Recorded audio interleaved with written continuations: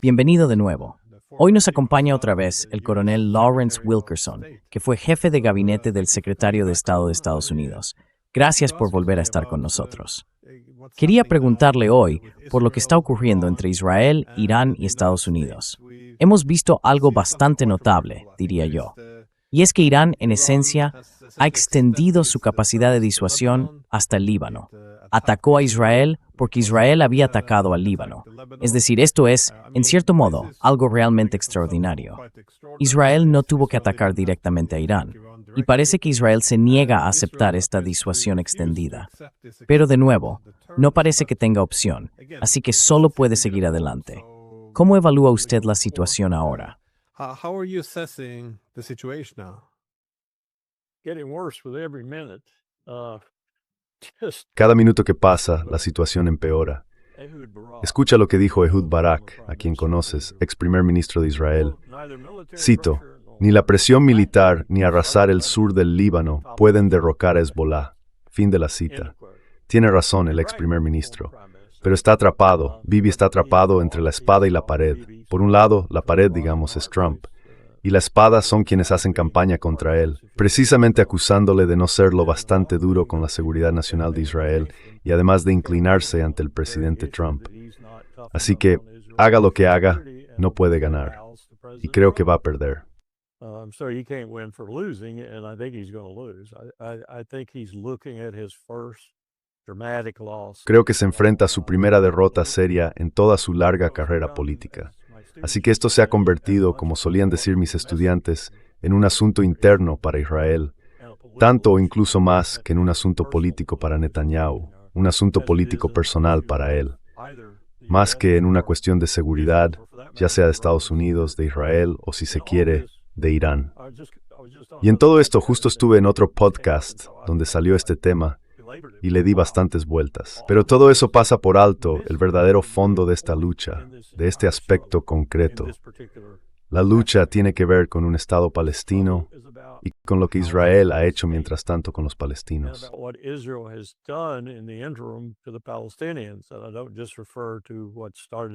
Y no me refiero solo a lo que empezó el 7 u 8 de octubre, sino a toda la historia de la Nakba y a la relación entre Israel y los palestinos, que cada vez más es una relación de conflicto, de ocupado y ocupante. Y eso, como sabes, tiene un conjunto muy claro de normas y regulaciones que van asociadas, que Israel está ignorando por completo y ha ignorado durante todo el tiempo que ha existido esta situación. Así que si no podemos abordar ese tema, o más bien, si no queremos abordarlo, el problema sigue ahí. De hecho, lo que está ocurriendo ahora mismo es que los palestinos siguen muriendo a un ritmo de unas 30 o 35 personas al día. Y mueren por todo tipo de causas. Mueren por balas, por bombas, por brutalidad. Pero también mueren porque Israel mantiene una situación humanitaria que apoya y que es casi mafiosa, donde, por ejemplo, los palestinos tienen que pagar unos $250 por una docena de huevos, y con la que mucha gente, incluidos muchos egipcios, se está enriqueciendo.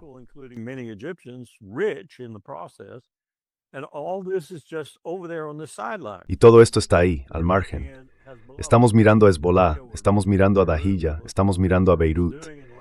Estamos observando lo que está haciendo Israel en el Líbano, algo que por supuesto es inadmisible.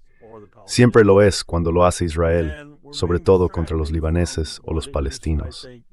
Y mientras tanto, nos estamos distrayendo de lo que, en mi opinión, es el verdadero asunto aquí. Lo resume muy bien aquel titular de Haaretz que solía citar. Irán solo tiene que no perder para ganar. En cambio, Estados Unidos e Israel, y esto incluye el futuro de Bibi en la cárcel o como héroe, tienen que ganar más espectacular. Y eso no va a pasar. En realidad, ya hemos perdido. En realidad ya hemos perdido. Por mucho que Bradley Cooper lo niegue, por muchos drones reconstruidos que compre para atacar Irán, por muchas bombas que calcule lanzar, hemos perdido. Hay otro artículo en el Jerusalem Post que insiste en la teoría de Mackinder, si se quiere, pero aún así plantea algunos puntos interesantes. Dice que Irán no tiene una sola arma nuclear, sino 3. La primera arma nuclear que tiene es el estrecho de Hormuz, y hemos demostrado de forma concluyente que no sabemos cómo manejar esa arma. La segunda arma que tiene es su relación al estilo de Mackinder con la potencia del corazón continental, Rusia y China. Y además, hablando del corazón continental, la tercera arma nuclear es la que probablemente está fabricando ahora mismo, o que ya ha fabricado y podría probar en cualquier momento.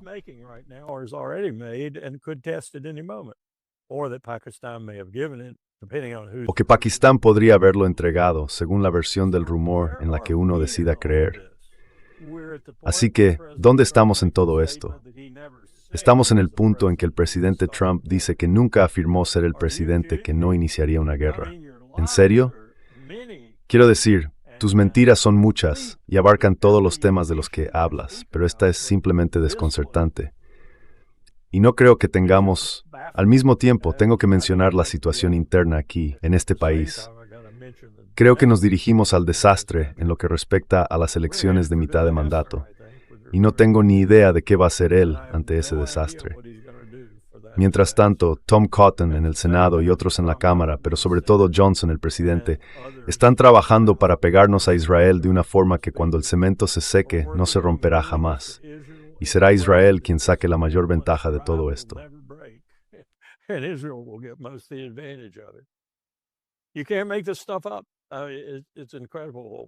Es que no te lo puedes ni inventar. Es increíble lo que estamos haciendo. Y hoy, justo antes de entrar contigo, pensé, voy a revisar mi menú de YouTube, porque tengo algo configurado ahí. Y empiezo a mirar bajando por todas las entrevistas de las últimas 24 horas con gente como tú, Doug McGregor, John Mearsheimer, Jeffrey Sachs y muchos otros que tengo en mi lista y que suelo ver. Ni una sola sobre Ucrania. Ni una sola sobre Ucrania. Al menos no se ve en los títulos, puede que lo mencionen dentro del podcast, en el contenido, pero no aparece. Entonces, ¿dónde está Ucrania ahora? ¿A dónde ha ido? A ningún sitio. De hecho, la situación es cada vez más peligrosa. Y no esperaría que Putin usara un arma nuclear mañana por la mañana, pero sí podría esperarlo en algún momento si seguimos por este camino con esos idiotas en Europa. Resumen breve.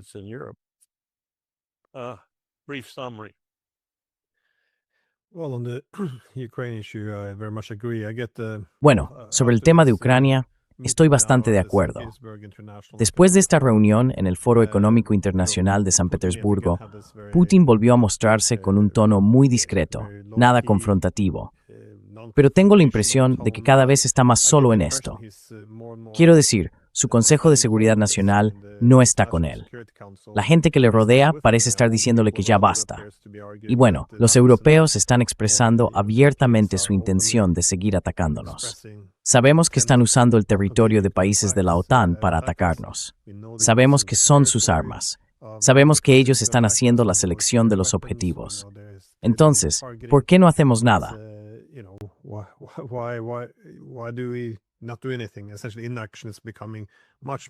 Básicamente, la inacción está volviéndose mucho más peligrosa que actuar. Al menos así lo ven ellos. Así que no estoy seguro de cuánto tiempo más Putin va a contener esto. Y creo que para muchos en Occidente es algo difícil de entender, porque les han enseñado que Putin es el mal en persona, pero en realidad es él quien está manteniendo la contención rusa, que ahora está resultando muy perjudicial para Rusia, hasta el punto de que, si se abandona pronto, las consecuencias serán graves. Así que no, creo que estamos caminando dormidos hacia un desastre enorme. Y bueno, sí, creo que no estoy seguro de que usaras el término idiotas en Europa, pero diría que sería una expresión bastante adecuada, supongo, para referirse al liderazgo político y a sus estenógrafos en los medios.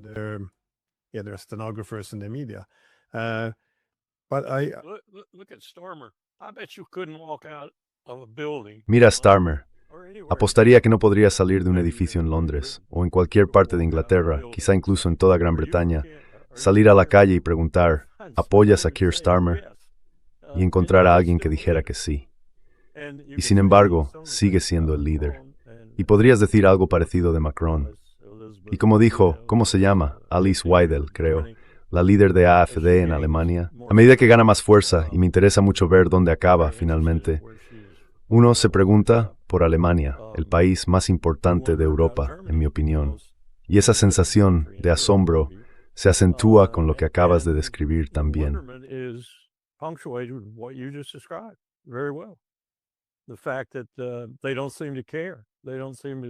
El hecho es que parece que no les importa. No parecen entender lo que están provocando. No parecen darse cuenta, por ejemplo, de que podrían causar algo grave como que Putin ataque un objetivo claramente vinculado. Y no tengo ninguna duda de que su inteligencia puede saberlo fácilmente, con ataques contra Rusia o con el apoyo a esos ataques, en Lituania, Letonia, Estonia, el país que quieras, y lo ataque directamente. Y entonces, lo que va a pasar es que se reunirán en Bruselas y se darán golpes en el pecho, y dirán, vale, el artículo 5, y Estados Unidos los mirará y les dirá, que os den.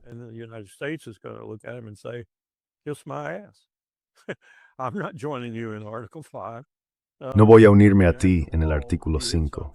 Quiero decir, al fin y al cabo, él atacó algo que representaba un peligro para él. Aunque nos hubiera golpeado a nosotros, podría haber sido perfectamente contra nosotros, o contra nosotros y los británicos, o contra quien fuera. Como tú dijiste, es, tomando prestadas las palabras de Barbara Tuchman, una marcha hacia la locura. Es una obstinación, pero completamente distinta en cuanto a las consecuencias y las circunstancias. Incluso si miramos atrás y pensamos en el desastre que fue la Primera Guerra Mundial y aún más la Segunda. Aún así, esto tiene consecuencias nucleares, envueltas con un lazo rojo y rociadas con perfume. No se puede ignorar eso. Y me gusta lo que dijiste sobre Putin, porque esa es también mi impresión de él.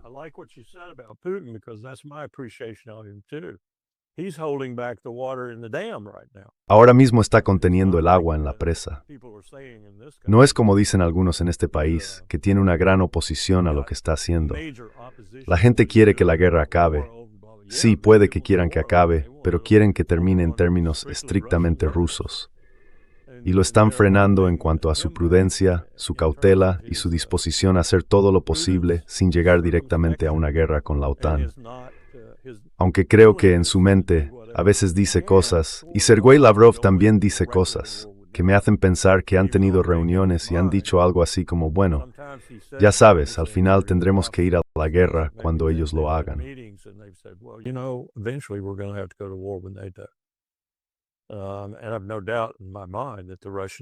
Y no tengo ninguna duda de que el Estado Mayor ruso está trabajando sin descanso en planes para eso, de un extremo al otro, probablemente empezando por Kaliningrado.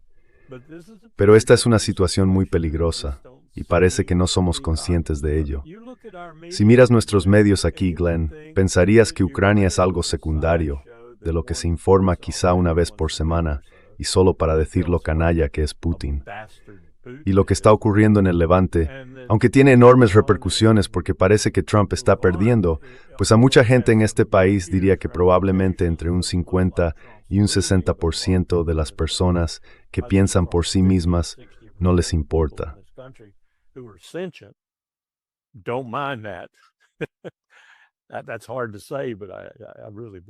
Es difícil decirlo, pero de verdad creo que no están muy a favor de esta guerra.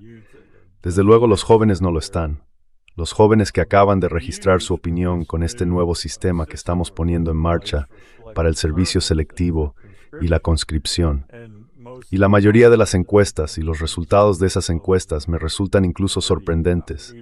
Los de entre 18 y 24 años no solo dicen que no, dicen sí, estaré en México o en Canadá, yo no voy a participar en esto. Y dadas las circunstancias, casi no se les puede culpar. Y luego ves a los veteranos que salen a hablar, como el que vi esta mañana. Este en concreto había estado un par de veces en Afganistán y una en Irak. Y dice, esto es lo que hicimos. Esto es lo que hicimos por las corporaciones estadounidenses. Esto es lo que hicimos por Lockheed Martin.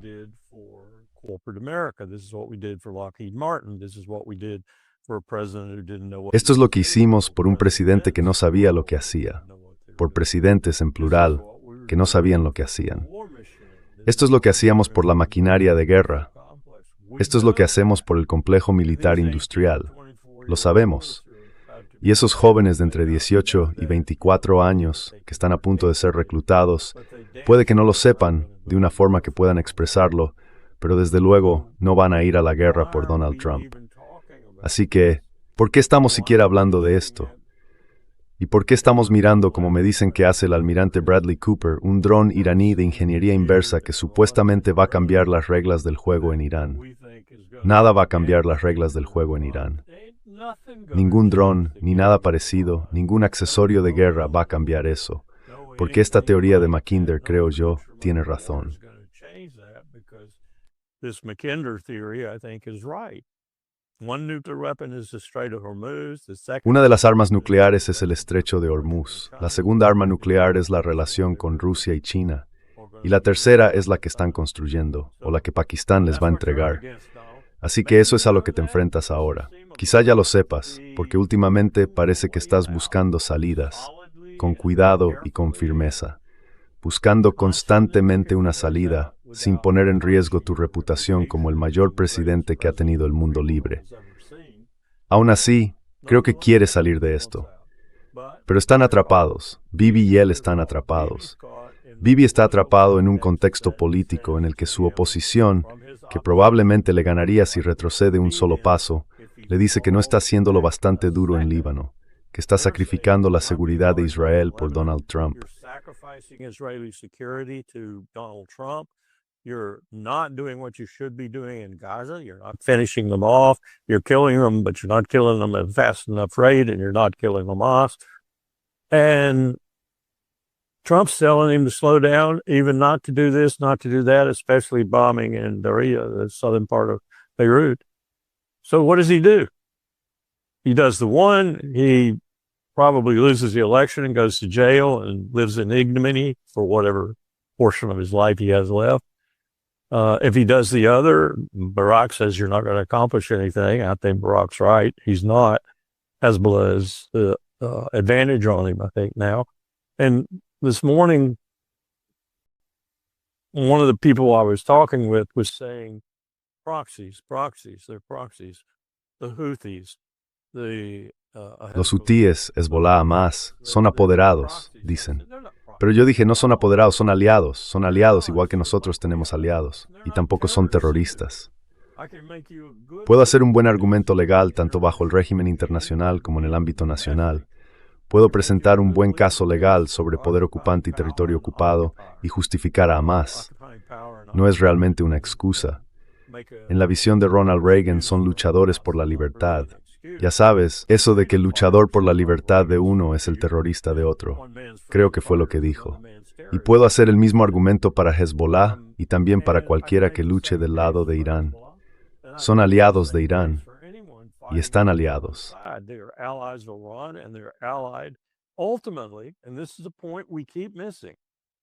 Al final, y este es un punto que seguimos pasando por alto, los medios de comunicación en este país no hablan de esto de una forma clara y con sentido.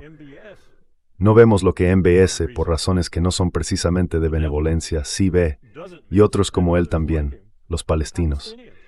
Todo esto gira en torno a los palestinos, a un estado viable para ellos y a cómo llegar a ese estado. Lleva siendo así desde hace muchísimo tiempo. Todo se reduce a eso. Y ahora Irán es el principal defensor de los palestinos, igual que sus aliados como Hezbollah y los hutíes. Hay que caracterizar bien el conflicto para poder afrontarlo bien. Es un principio fundamental de Sun Tzu, de Clausewitz, de quien quieras. Pero nos negamos a caracterizar este conflicto de forma adecuada, y por eso cometemos error tras error, una y otra vez. Ahí tienes mi lección.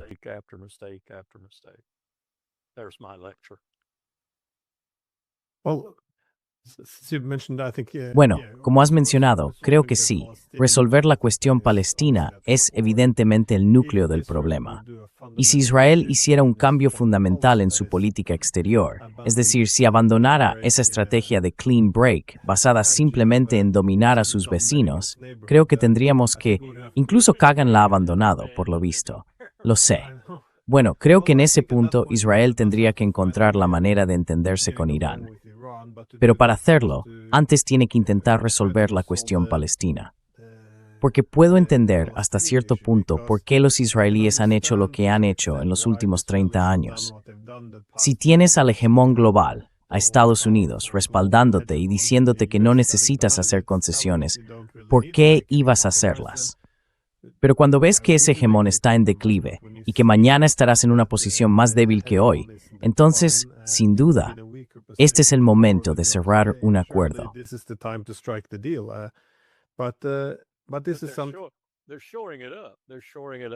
Lo están apuntalando. Lo están apuntalando con Tom Cotton en el Senado y Johnson en la Cámara, con la sección 224 de la Ley de Autorización de Defensa Nacional de 2027, y uniendo a Israel y a Estados Unidos en un abrazo que no se puede romper. Así que tienes razón. Tienes razón. Pero esta gente está librando una acción de retaguardia que creo va a alterar profundamente este país.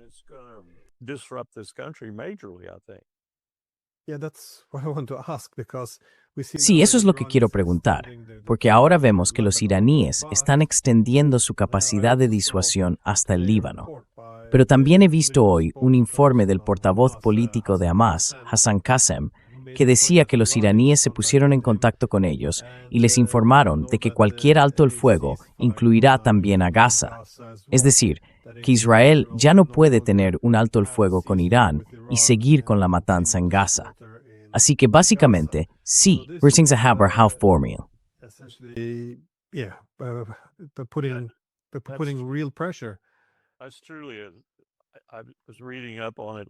Anoche estuve leyendo todo lo que pude sobre el tema. De verdad, sigue siendo una situación absurda. Fíjate, una docena de huevos puede costar hasta $200. Un litro de combustible puede costar $75-80 en equivalentes estadounidenses. Y es porque los egipcios, los israelíes, sí, muchos israelíes, claro, están implicados en esto, sobre todo los que gestionan distintos aspectos de la llamada, entre comillas, operación humanitaria. Están haciendo una fortuna con esto, una fortuna a costa de la situación de los palestinos, solo para que puedan beber un poco de agua limpia, tener algo de electricidad o algo de comida. Y los precios son simplemente desorbitados. Y el mercado negro también es desorbitado. E Israel lo está apoyando todo.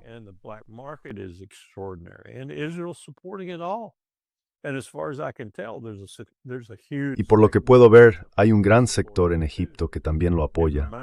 Me recuerda a lo que tuvimos que hacer para sacar a aquella mujer. Retrocedamos un poco. Teníamos una familia en Rafah. Era la familia de Rachel Corrie, quizá la recuerdes.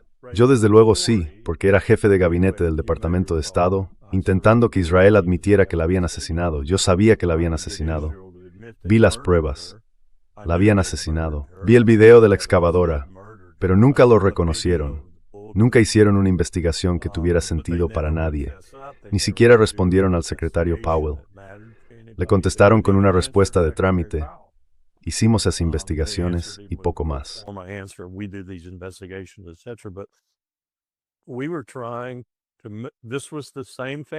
Estábamos intentando, era la misma familia que Rachel estaba protegiendo aquel día cuando la mató la excavadora israelí.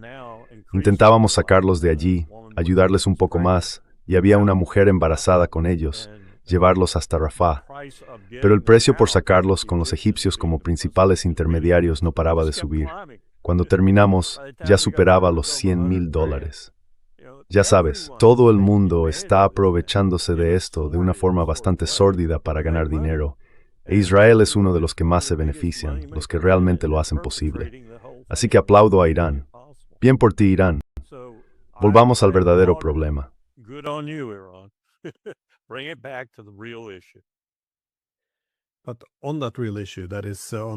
Pero sobre ese tema real, es decir, sobre contener un poco a Israel, vemos que una de las cosas que ha pasado es que, bueno, está contenido de muchas maneras. Está siendo equilibrado por los iraníes. También están teniendo dificultades en su lucha con Hezbollah. No están teniendo éxito contra los palestinos.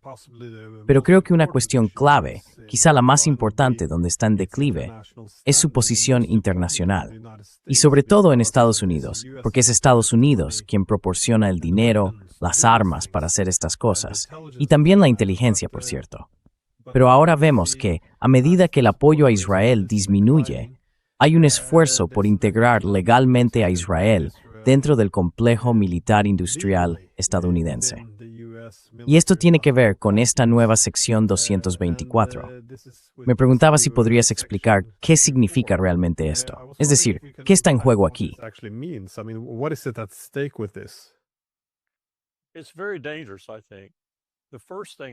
Creo que es muy peligroso. Lo primero que hace, y déjame retroceder un poco para explicarlo, es que esto me recuerda a Donald Rumsfeld y a Colin Powell. Cuando Rumsfeld intentó algo parecido, aunque de forma mucho más limitada, quiso obtener competencias del Departamento de Estado que el Congreso llevaba años asignando a Estado y no a Defensa. Aunque Defensa era quien gastaba el dinero, era Estado quien decidía con qué propósito y a qué país. Si había países implicados, se destinaban esos fondos. Y cuando Rumsfeld fue al Congreso, después de que Powell hubiera informado previamente a nuestros comités, el Congreso le dijo, vuelve al Pentágono, no vamos a hacer eso. Te cuento este ejemplo porque lo que significaba para el Congreso era que si cedían ese control, perderían visibilidad sobre cómo se gastaba ese dinero. Sabían que si el Departamento de Estado era el árbitro, por así decirlo, y el de Defensa solo el ejecutor, al menos Estado haría un trabajo razonable.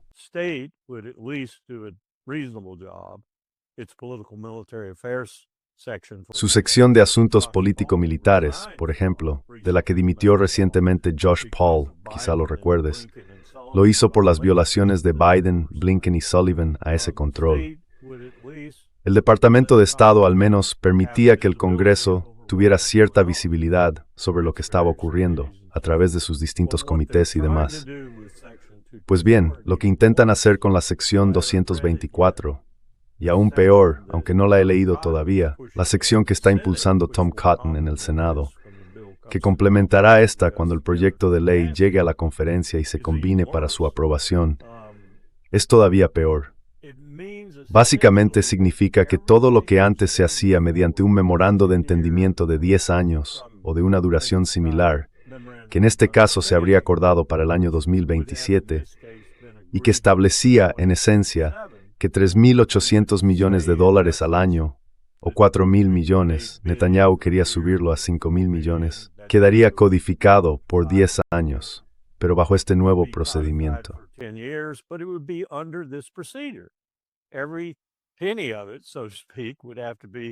Cada céntimo, por así decirlo, tendría que ajustarse a las leyes que tenemos.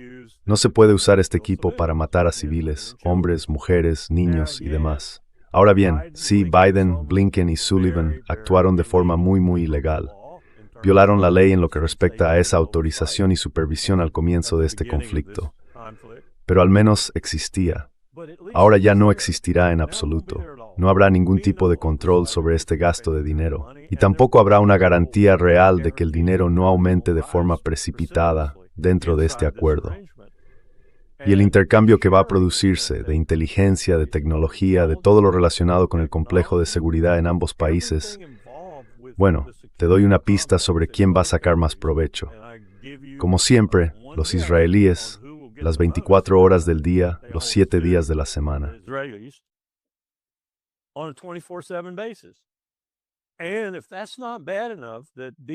Y si eso no fuera ya bastante malo, el Departamento de Defensa, llámalo como quieras, el Departamento de Defensa y el resto del aparato de seguridad de Estados Unidos estarán completamente ligados a Israel. Lo mismo ocurrirá con Lockheed Martin, RTX, Boeing, Grumman y las demás empresas de defensa importantes, incluyendo su tecnología, sus laboratorios y todo lo demás. Ahora algunos dirán, bueno, también lo estará Israel. Pues tengo noticias para vosotros. A pesar de las fanfarronadas sobre el poderoso y tan alabado complejo de seguridad israelí, hace muchísimo tiempo que no producen nada realmente destacable. Fijaos en la mayoría de las cosas que usan, y que usan sin parar. Se fabrican en Estados Unidos o se fabrican en Israel bajo contrato con Estados Unidos.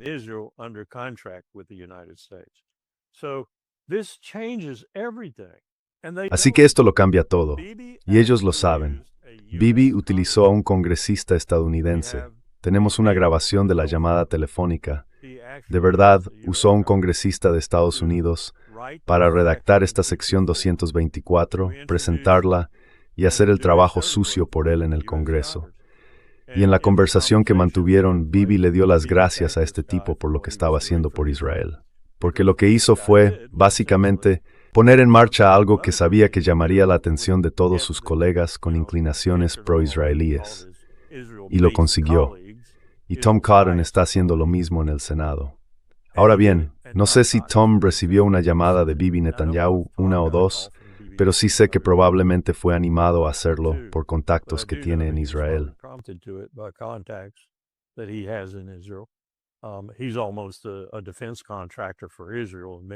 En muchos aspectos, él es casi como un contratista de defensa para Israel. Si juntas todo eso y eliminas cualquier tipo de supervisión, la relación se vuelve aún más intensa de lo que sería, por ejemplo, entre Estados Unidos y California o entre Estados Unidos y Texas. Israel no es solo el estado número 51 en lo que respecta a seguridad e inteligencia. Puedes apostar por ello.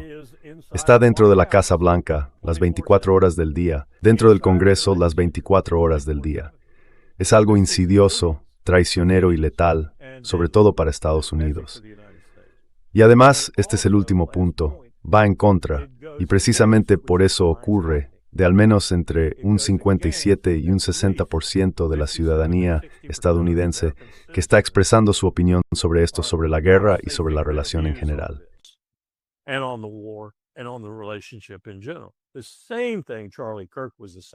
Lo mismo por lo que asesinaron a Charlie Kirk. Es un desarrollo terrible, pero se puede entender desde el punto de vista de Bibi Netanyahu, porque de otro modo lo estaba perdiendo todo. Recuerda que empezó a preparar el terreno para esto diciendo, ya no necesitamos el memorando de entendimiento, ya no necesitamos a Estados Unidos, tenemos nuestro propio complejo, podemos hacer lo que necesitemos hacer. Ese era su lenguaje. Bueno, él sabía perfectamente lo que estaba haciendo por debajo de la superficie. Sabía que esto iba a pasar de ser un memorando de entendimiento, renovable cada 10 años y sujeto a supervisión, a algo que funcionaría de manera continua, con muy poca o ninguna supervisión.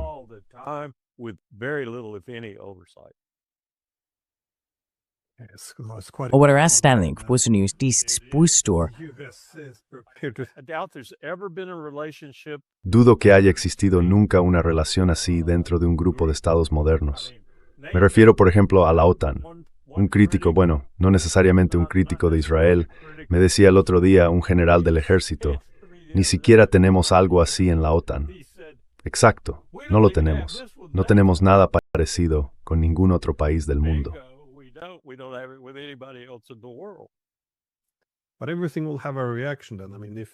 Pero todo eso tendrá una reacción, claro.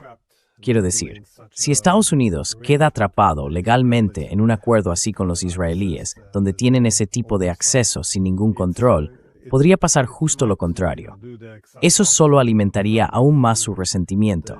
Es decir, parece que hay una corriente creciente dentro de Estados Unidos que quiere mantener un poco de distancia, al menos algo de separación, entre Estados Unidos e Israel, sobre todo entre los partidarios del America First. Bueno, era solo una reflexión.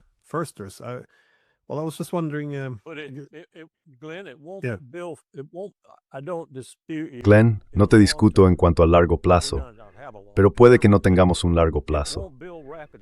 No se va a construir lo bastante rápido, porque como dije, no hay supervisión. El pueblo estadounidense no tiene forma de saber lo que está pasando ahora mismo.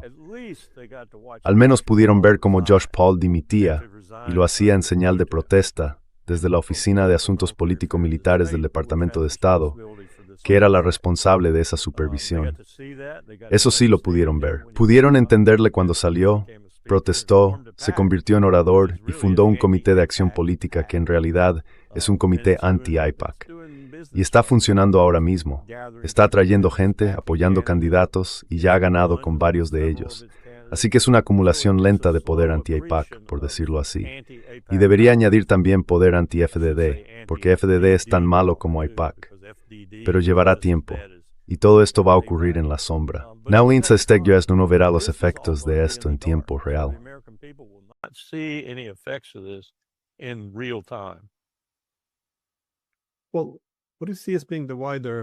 Bueno, ¿cómo ves ahora el futuro más amplio de Israel? Porque parece que esta sección 244 le está dando una especie de nuevo impulso. Pero teniendo en cuenta los problemas que tiene en este momento, sobre todo ahora que Irán está ampliando su capacidad de disuasión hacia Líbano, Gaza o Palestina en general, ¿hacia dónde crees que se dirige todo esto? Porque además, con esta iniciativa del Gran Israel, también están alejando a Turquía y a los saudíes. Quiero decir, todavía no están haciendo nada realmente significativo, pero con todas estas variables ocurriendo al mismo tiempo, ¿cómo ves tú el futuro de Israel? Sí.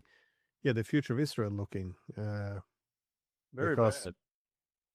I think, Muy mal. I've said for- Creo que ya sabes, lo he dicho desde hace tiempo. Di una charla en el Club Nacional de Prensa en 2016, creo que fue, y la titulé ¿Es Israel un activo estratégico o una carga estratégica? Y me posicioné claramente en lo segundo. Incluso recuperé el informe del Estado Mayor Conjunto y del presidente del Estado Mayor Conjunto para George Marshall sobre la situación en 1948. Y, por supuesto, la recomendación a Harry Truman fue, no hagas esto, no reconozcas a Israel cuando se proclame, y si puedes y retrocedes un poco más, no apoyes la partición. Esto era el Reino Unido intentando atraernos para que asumiéramos sus responsabilidades y de ese modo restaurar sus intereses imperiales a través de nosotros.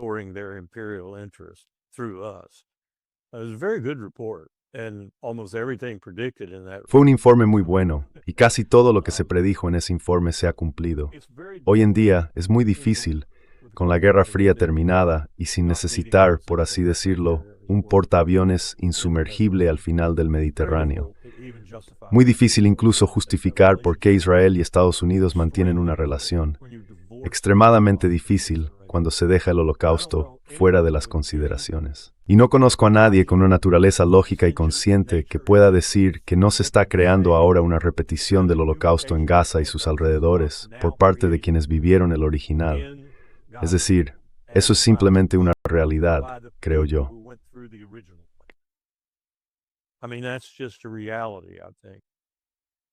Medyo aún así, pevay que somos capaces de apartar eso.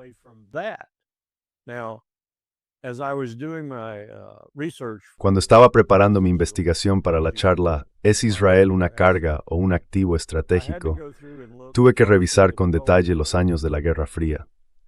Y pensé que, basándome en las realidades estratégicas de entonces, mientras consideráramos que la Unión Soviética era el peligro que creíamos que era, mientras viéramos a Nasser como una amenaza, por ejemplo, con su República Árabe Unida, mientras pensáramos que Egipto era un problema, bueno, quizá Israel podía verse como un activo estratégico, aunque incluso entonces tenía mis dudas, por lo que decía el informe del Estado Mayor Conjunto, hablaba de unos 400 millones de árabes frente al número de judíos que hubiera en aquel momento.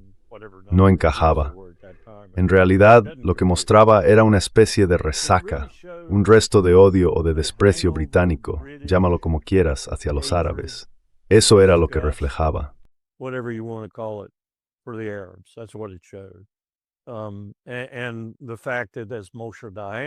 Y el hecho de que, como dijo Moshe Dayan después de la guerra del 67, fuera o no una cita apócrifa, sonaba totalmente a Moshe Dayan. Cuando alguien le preguntó cómo había ganado esa guerra tan rápido, respondió, bueno, ayuda a estar luchando contra árabes. Ese tipo de desprecio ha existido siempre, y sigue ahí. Pero si lo miras de cerca ahora, y piensas en lo que Estados Unidos debería estar haciendo en esta época de agitación tras la Guerra Fría, con un cambio de poder del oeste hacia el este que es enorme, resulta muy difícil justificar siquiera nuestra presencia en el suroeste de Asia, en mi opinión. Muy difícil de justificar. Como ha demostrado Irán con su control sobre el estrecho de Hormuz y nuestra incapacidad para disputar realmente ese control, ellos son los verdaderos árbitros de ese paso marítimo que Jimmy Carter, en 1978, dijo que era absolutamente esencial para la seguridad nacional de Estados Unidos.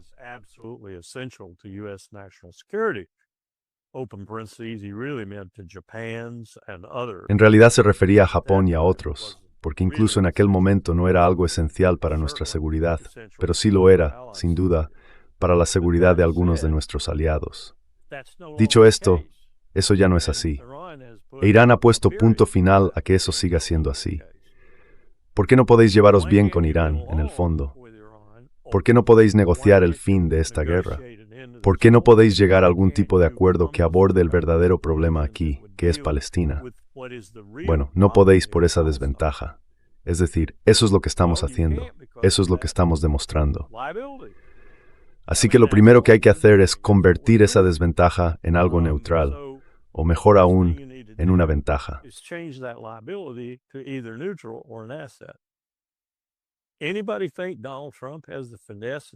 ¿Alguien cree que Donald Trump tiene la finura, las capacidades, las habilidades diplomáticas y todo lo demás que hace falta para eso?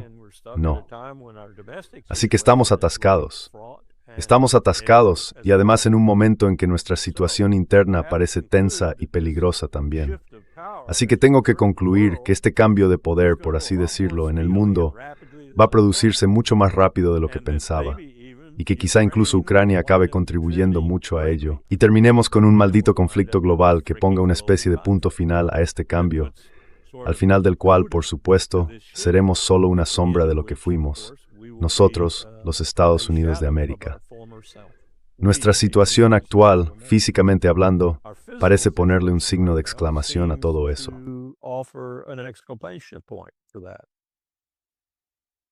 Well, the Strait of Hormuz obviously has been Bueno, el estrecho de Hormuz ha sido, evidentemente, como decías, una especie de arma nuclear contra Estados Unidos e Israel. Pero hoy hemos sabido algo más. Después de los ataques de Israel contra Irán, hemos escuchado desde Yemen que han anunciado que a partir de ahora, Israel también tendrá prohibido todo acceso al Mar Rojo. Es decir, en el estrecho van a cortarlo prácticamente por completo. Y los estadounidenses parecen estar en una situación complicada, porque si intentaran intervenir militarmente para oponerse a eso, acabarían también en esa lista. Así que ya se puede ver cómo se ha preparado la escalada. Y la pregunta es, ¿cómo crees que va a desarrollarse todo esto?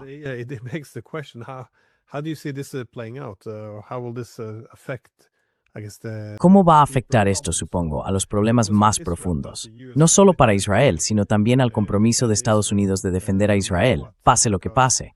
Porque bueno, no hay un buen camino aquí. Creo que lo que Trump ha intentado hacer es básicamente controlar la escalada.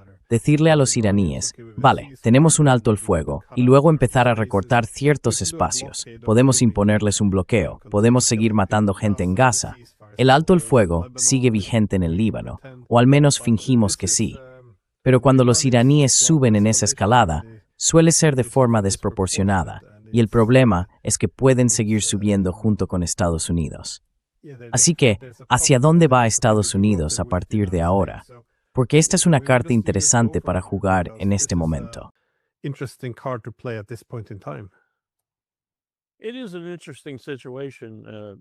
Es una situación interesante, aparte de lo que, en mi opinión, es un desastre colosal en cuanto a la construcción. Es interesante sobre todo para alguien como yo, que enseñó esto en el Colegio de Guerra Naval y en el Colegio de Guerra del Cuerpo de Marines, y hasta cierto punto también en 2 universidades civiles, en la medida en que se puede enseñar temas militares a jóvenes civiles de 18 o 19 años. Lo que estamos viendo, en muchos sentidos, y por eso digo que es curiosamente interesante, es una inversión de 30 años de enseñanza, al menos en ciertos aspectos.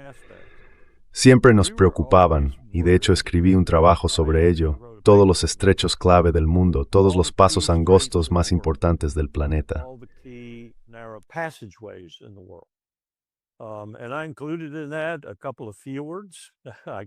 en eso incluí un par de vías marítimas clave. Incluí el mar de Ojotsk, el estrecho de Hormuz, el estrecho de Malaca, el mar Rojo, Bab el-Mandeb, por supuesto el canal de Suez, el canal de Panamá y otros. Mientras hacía esto, publiqué un par de documentos para uso militar y planteé cómo esas rutas marítimas, tal como eran, podrían llegar a utilizarse algún día para darle una lección al mundo. Y lo que más se extrajo de aquello, para simulaciones de guerra y otros ejercicios, fue la idea de que podríamos entrar en el estrecho de Malaca, por donde, en aquel momento, creo que alrededor del 65% del tráfico pasaba para llegar a China o hacia puntos más al este.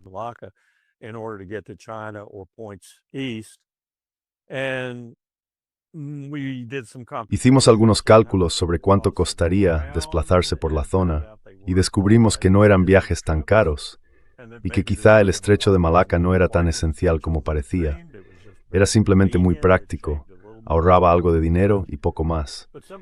Pero otros casos sí eran mucho más significativos y planteamos cómo íbamos a colocar, sé que cuesta creerlo, el Cuerpo de Marines de hecho ha adoptado parte de esto. Lo ha adaptado y adoptado. Nuestra idea era desplegar pequeñas unidades en esas masas de tierra críticas, y que esas unidades, gracias a la tecnología y a la mayor capacidad de controlar desde un espacio muy reducido, un área enorme, sobre todo marítima, pudieran ejercer ese control de forma efectiva.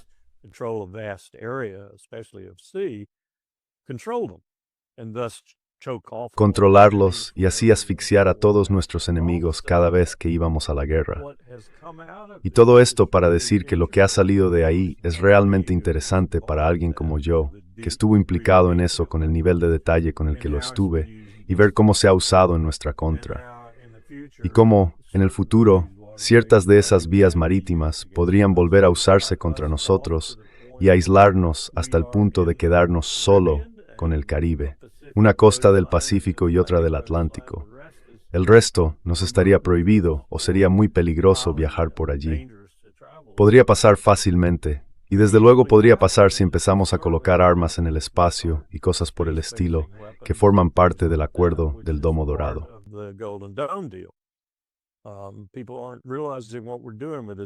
La gente no se da cuenta de lo que estamos haciendo con esto del Domo Dorado. Todo el dinero que estamos invirtiendo no se va a desperdiciar, al menos no para quienes quieren militarizar el espacio. Y podrás controlar muchos de esos puntos como si estuvieras sobre los hombros del agua, por decirlo así. Según mi teoría, podrás controlarlos desde el espacio y básicamente podrás controlar el tráfico marítimo. En resumen, fíjate en lo que está pasando como respuesta a este tipo de perspectivas, lo que está ocurriendo.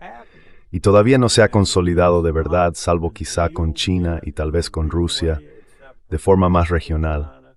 Todo el mundo está yendo hacia los oleoductos, las autopistas y los ferrocarriles.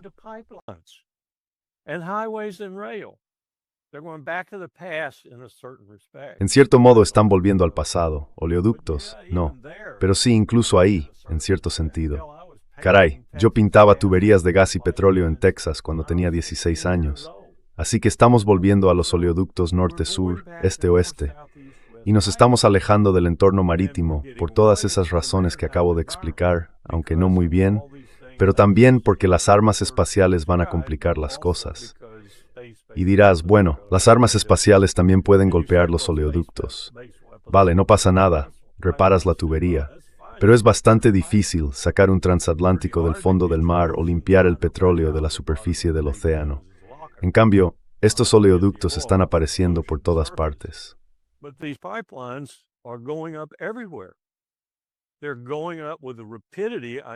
Están subiendo a una velocidad que nunca pensé que llegaría a ver.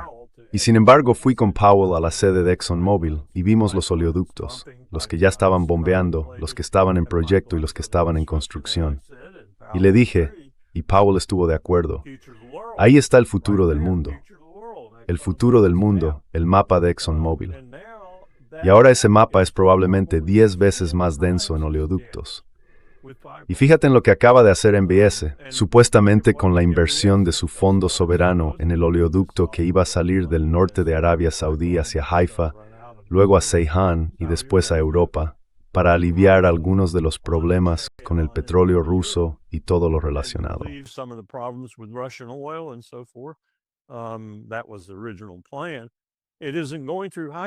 Ese era el plan original, ya no pasa por Haifa, por lo que ha hecho Israel. Él ha cambiado los planes, ahora pasa por el norte de Siria. Así que eso es solo un movimiento táctico, por así decirlo, pero podría llegar a ser estratégico. Este es el futuro. Este es el futuro. Y lo que están haciendo Rusia y China, en mi opinión, especialmente en Asia Central, es reconocer ese futuro y planificar en función de él. Nosotros no. Nosotros no. Seguimos atados al antiguo régimen.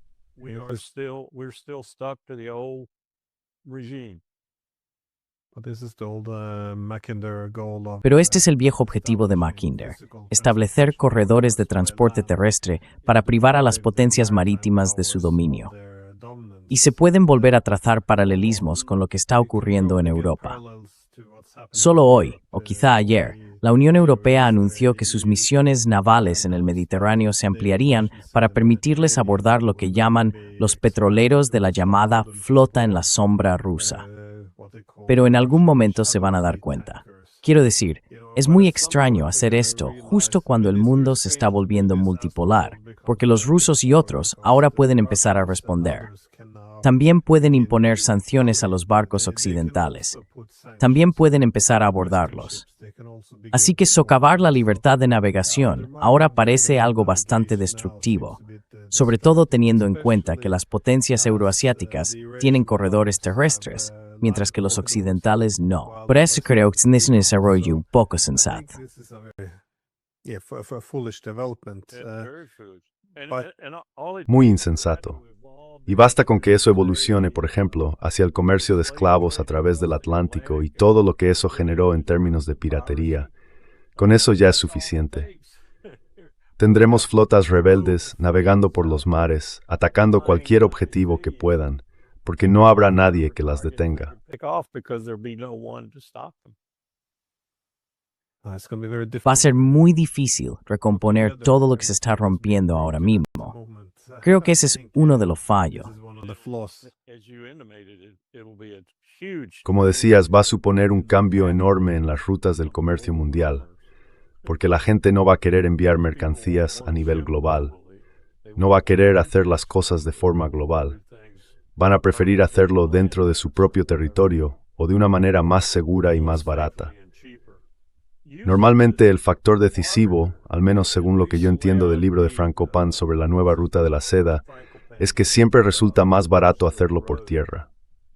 Quiero decir, se puede tomar eso como una regla general y puede que no sea cierto en todos los casos, aquí o allá, pero en esencia casi siempre es más barato hacerlo así.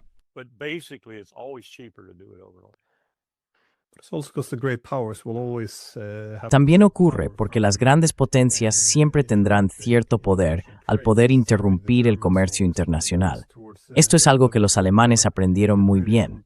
Es decir, hacia el final de cualquier guerra, los británicos llegaban y bloqueaban sus puertos y podían morir de hambre.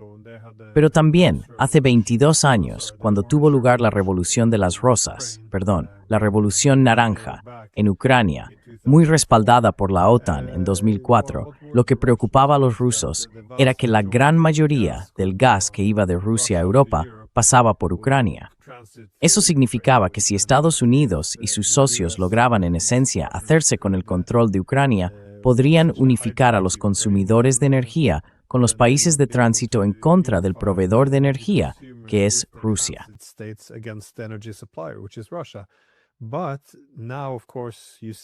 Pero ahora, claro, cuando uno mira los corredores terrestres necesarios para la estabilidad, los rusos están mirando hacia China.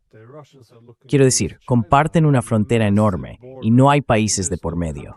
Sí, está Mongolia al lado, pero se puede rodear fácilmente. Y además, no es precisamente sencillo controlar Mongolia. En el fondo, creo que esto forma parte del cálculo que está acercando a China y a Rusia en este momento. La idea de que pueden apoyarse mutuamente, espalda con espalda. No hay manera de romper esa alianza. Y sinceramente, pienso que muchas de las cosas que hemos estado haciendo van claramente en contra de nuestros propios intereses.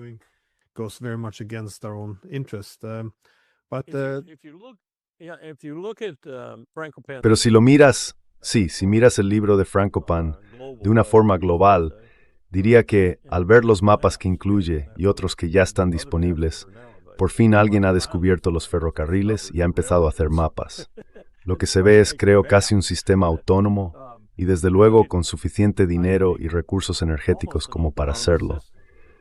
Y si quisieran, aunque ahora mismo no quieren, China en particular no quiere despedirse de Sudamérica, con quien creo que tiene ahora alrededor del 60% de su comercio económico.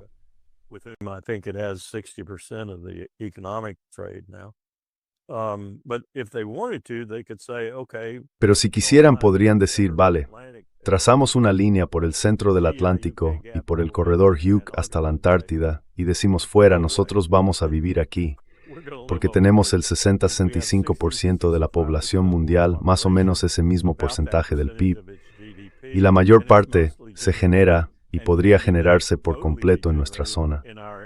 Nuestra zona es bastante extensa, si te fijas bien. Estoy mirando ese ferrocarril que entra en Irán, el que llega directamente a Teherán. Y estoy mirando el mapa, lo tengo desplegado aquí delante. Necesita una sala de 6 por 9 metros para poder extenderlo, y aún así no tiene el nivel de detalle que me gustaría.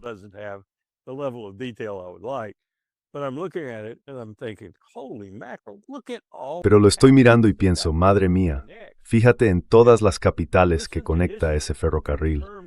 Y escucha la historia que hay detrás de esas capitales. Están llenas de historia. Y ahora han vuelto.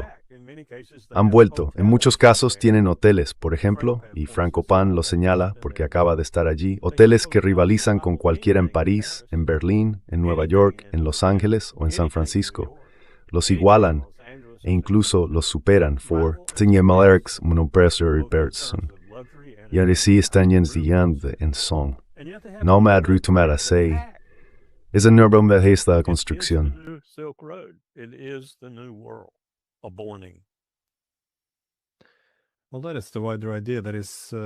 Bueno, esa es la idea más amplia, la que va, ya sabes, a lo largo de estos corredores de transporte. Ahí es donde crecieron las civilizaciones, donde se concentró el poder. Y luego, claro, cuando la antigua ruta de la seda se interrumpió, fue cuando surgieron las potencias marítimas occidentales, hace unos 500 años, conectando el mundo. Y con eso, por supuesto, vino el origen de nuestros 500 años de dominio. Bueno, hablando en nombre del occidente político. Y también estamos en una estructura económica, al menos la mitad de ella, que salvó las posesiones británicas. Pero la perdieron, el comercio de esclavos.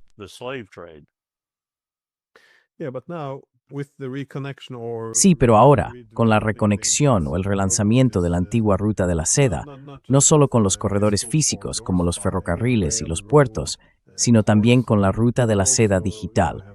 Y con toda esta cooperación industrial, los centros tecnológicos, el comercio a través de bancos, los sistemas de pago y las monedas nacionales, es realmente... Todo eso está muy bien y lleno de rupias. Sí.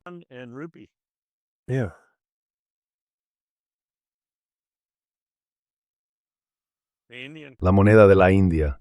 ¿Cuál es la moneda de Rusia? Se me acaba de ir de la cabeza. Rublos, sí, rublos, rupias y yuanes. Acuérdate de mí, que empiece todo por R, que suene con aliteración. Rupias, rublos y renminbi. Bueno, déjame hacerte una última pregunta antes de que se me olvide, porque la respuesta de Irán y el hecho de que no esté cediendo esas aguas a Estados Unidos, que es un cambio enorme, se podría decir. ¿Ves a los iraníes ahora más preparados para atacar directamente a barcos estadounidenses? Porque hasta ahora parece que están centrando más sus ataques en Israel y en los países del Golfo. ¿Ves algún cambio en ese sentido?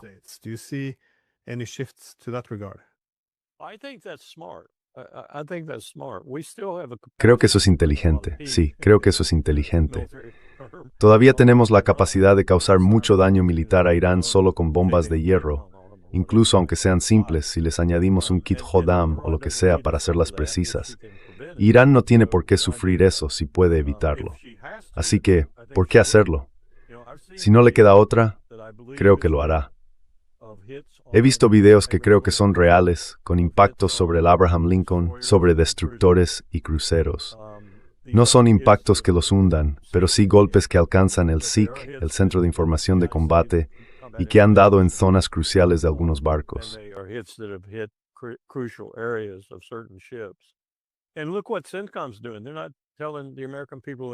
Y fíjate en lo que está haciendo el CENTCOM.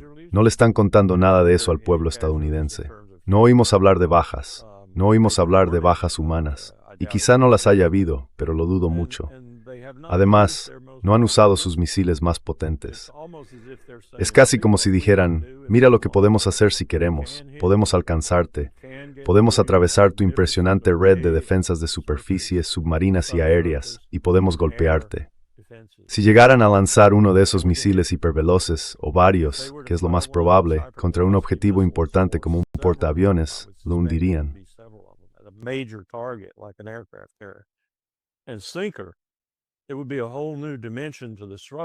Sería una dimensión completamente nueva en el conflicto, creo yo, porque entonces Trump podría dirigirse al pueblo estadounidense y decir, ¿veis? Tenéis 5,000 estadounidenses muertos. No lo sé. No sé cómo reaccionarían. No sé si la gente en Estados Unidos se horrorizaría y exigiría que saliera de esta guerra absurda, o si por el contrario eso encendería los ánimos, desde luego los de la gente de MAGA, y pedirían que lanzara una bomba nuclear sobre Irán o algo por el estilo. Así que si fuera Irán, no me arriesgaría, si pudiera hacerlo de otra manera, con un nivel de daño menor.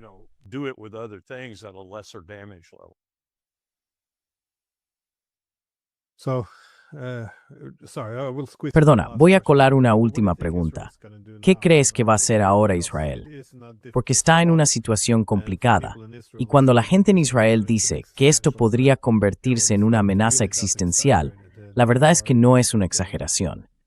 Están teniendo problemas internos por las divisiones políticas, están perdiendo aliados importantes y están provocando algunas grandes potencias.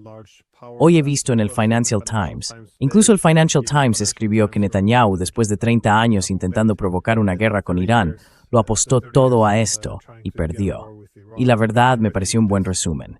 Así que, ¿qué puede hacer Israel ahora?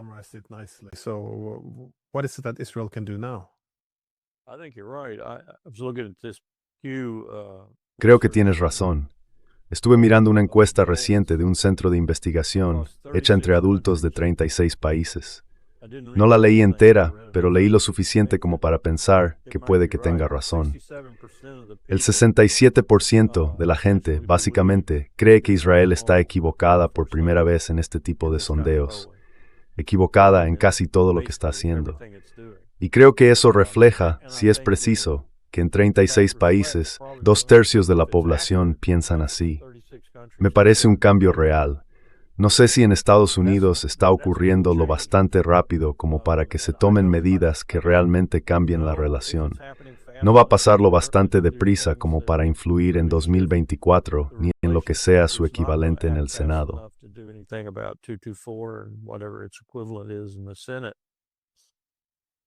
Pero no lo sé. Me preocupa más nuestra propia situación interna y lo que Trump vaya a hacer si en realidad las elecciones de mitad de mandato resultan ser un desastre para él y para el Partido Republicano. Y por desgracia me pregunto, ¿qué va a hacer el liderazgo legislativo? Porque no creo que el comportamiento de Trump, con su carácter más autoritario, esté tan lejos del de Thune y Johnson, los dos líderes. No lo creo. El senador Thune, quizá menos que Johnson, porque Johnson está convencido de que se acerca el Armagedón y de que va a producirse el rapto. Eso, en mi opinión, condiciona profundamente su forma de pensar. Pero no veo mucha oposición a muchas de las cosas que hace Trump.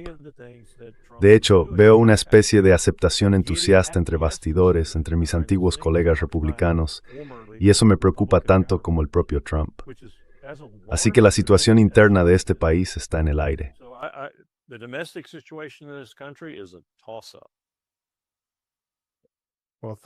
Bueno, gracias por compartir tus ideas. Vamos a dejarlo aquí.